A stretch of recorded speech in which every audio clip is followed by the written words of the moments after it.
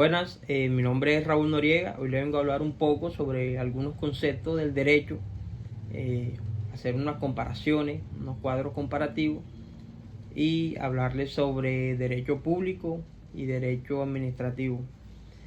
Comencemos por el derecho. ¿Qué es el derecho? O concepto de derecho. El derecho es un conjunto de normas, de principios, de reglas que regulan la relación humana en sociedad. Estas normas son establecidas por la autoridad competente, que viene siendo en cabeza del Estado, y este tiene como propósito garantizar la convivencia pacífica, como el derecho, también el orden social y la justicia. Ahora sí, el concepto de derecho público es una ramificación dentro del derecho, deriva del derecho. Esta rama del derecho regula las relaciones entre particulares y el Estado, así como entre las diferentes entidades estatales. Se caracteriza por la existencia de una relación de subordinación donde el Estado actúa como en una posición de superioridad, obviamente, en cuanto al interés general de todos. En cuanto al concepto del derecho administrativo, el derecho administrativo también está dentro del derecho y es una ramificación del derecho público, por así decirlo. Que se encarga de la regulación, la organización, el funcionamiento y el control de la administración pública y su relación con los ciudadanos. Su objetivo principal es asegurar que las actividades administrativas del Estado sean eficientes, transparentes y conformes a lo previsto en la ley, claro está. Bueno, ahora hablamos un poco sobre el concepto de Estado y sus elementos. Tenemos como Estado una organización política que se compone de una población en un territorio determinado, bajo un gobierno que ejerce el poder de manera soberana. Este Estado está conformado por 4 ítems, 4 elementos, que vienen siendo la población, el territorio, la soberanía y el gobierno.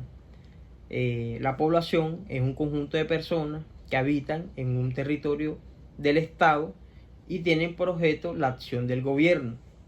El territorio es un espacio geográfico delimitado donde el Estado ejerce su soberanía. El gobierno es un conjunto de instituciones que ejerce el poder político y administrativo de ese espacio geográfico, tomando decisiones y ejecutando políticas públicas en nombre del Estado. La soberanía es un poder supremo que tiene el Estado para actuar como independiente, tanto internamente como externamente, frente a otros estados, podría ser. Bueno, vamos a hablar un poco sobre la definición de políticas del Estado colombiano según la Constitución Política de Colombia de 1991. Tenemos también 3 ítems, 3 características o 3 políticas, que es la política social, está la política económica y la política ambiental. Dentro de la política social, esta está orientada a garantizar los derechos fundamentales, esencialmente los derechos económicos, sociales y culturales, como el derecho a la educación, derecho a la salud, derecho a la seguridad social, derecho al trabajo, etc. Y busca la promoción del bienestar general y la mejora de la calidad de vida de la población. La política económica, estas están enfocadas en el desarrollo económico sostenible, la distribución equitativa de la riqueza y la intervención del Estado. Está la política ambiental, esta consagrada en el artículo 79, donde garantiza el derecho a todas las personas a gozar de un ambiente sano. El Estado debe proteger la diversidad, integridad del ambiente. También está la política de participación ciudadana, que la Constitución de 1991 fortaleció los mecanismos de participación ciudadana, permitiendo a los ciudadanos influir directamente en las decisiones públicas a través de mecanismos como el referendo, el plebiscito, la consulta popular, el cabildo abierto, iniciativa legislativa y la revocatoria de mandato. Estas políticas son principios rectores del Estado en la que busca el bienestar general, la protección de los derechos fundamentales y la participación democrática. Bueno, ahora hablaremos un poco sobre las fuentes del derecho administrativo en Colombia. Estos son los fundamentos a partir de los cuales se originan y establecen las normas que rigen las actuaciones de la administración pública y su relación con la ciudadanía o con los ciudadanos. Tenemos las fuentes como la Constitución, la ley, los reglamentos. Dentro de esto están los decretos, las resoluciones. También tenemos la doctrina y tenemos la costumbre. Dentro de la Constitución, que es uno de las fuentes, la Constitución es la norma suprema del ordenamiento jurídico colombiano y la principal fuente de derecho administrativo. Establece que los principios del derecho y son los deberes fundamentales, así como la estructura y el funcionamiento del Estado. La estructura y el funcionamiento del Estado. Tenemos como ejemplo, como tema, el derecho al debido proceso en procedimientos administrativos. El artículo 29 establece que el derecho al debido proceso garantiza que todas las actuaciones administrativas deben respetar el principio del debido proceso.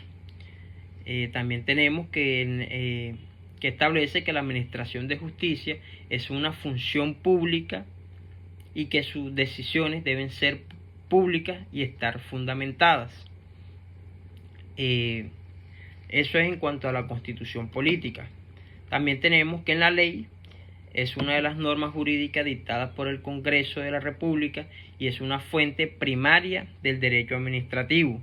Regula aspectos específicos como la administración pública y los derechos de los administrados. Como ejemplo tenemos el del debido proceso en procedimientos administrativos.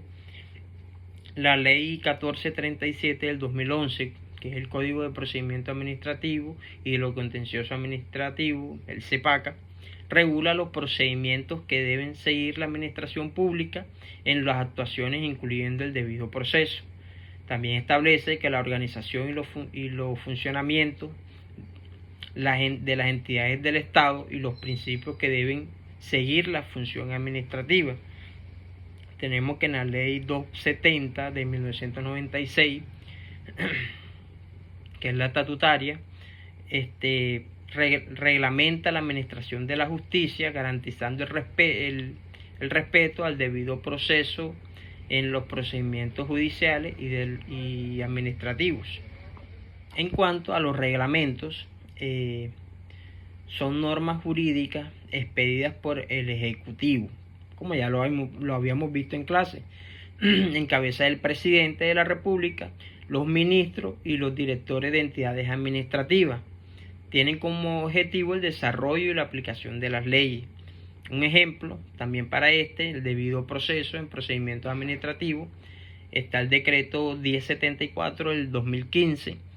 Este decreto, único reglamento del sector comercio, industrial y turismo, que regula aspectos procedimentales en trámites administrativos relacionados con la actividad comercial.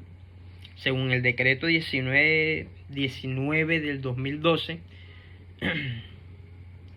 establece medidas para simplificar los trámites y procedimientos administrativos, asegurándolos el respeto al debido proceso. Reglamenta los procedimientos que deben seguirse en materia de fiscalización y control tributario, garantizando los derechos del contribuyente, incluido el debido proceso. Esta es una resolución 000421 del 2020 emitido por la DIAN. Y la jurisprudencia es el conjunto de decisiones judiciales, especialmente de las altas cortes, como el Consejo de Estado, la Corte Constitucional, que interpretan y aplican la Constitución y las leyes, estableciendo unas vinculaciones o unos vinculantes. Como ejemplo tenemos el que ya veníamos dando, que es el debido proceso en procedimientos administrativos. La sentencia C818 del 2011 de la Corte Constitucional declara la exequibilidad condicionada al artículo 47 del CEPACA, indicando que las notificaciones deben garantizar el debido proceso. También la sentencia SU 559 del 97 por la Corte Constitucional establece que el debido proceso se debe respetar en todos los procedimientos administrativos, incluyendo las sentencias impuestas por la administración. Tenemos también una sentencia de unificación del Consejo de Estado de la sección segunda, que definió los criterios sobre la nulidad de los actos administrativos que vulneran el debido proceso. Y como último tenemos la doctrina, que es el conjunto de opiniones y estudios realizados por los juristas académicos sobre el derecho administrativo. Aunque no son vinculantes, esta incluye una interpretación y aplicación al derecho. Obviamente, por eso es fuente del derecho administrativo. Como ejemplo tenemos del mismo tema, que viene siendo el debido proceso en procedimientos administrativos.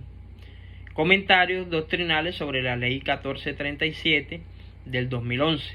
Esta analiza cómo se debe aplicar el debido proceso en los procedimientos administrativos.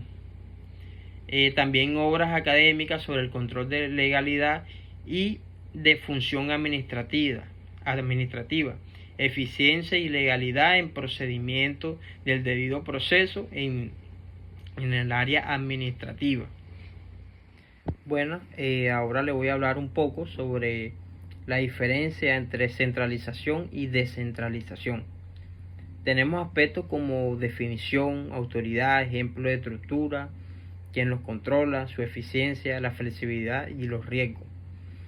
Dentro de la autoridad, en centralización, la autoridad se desconcentra en el nivel nacional o central.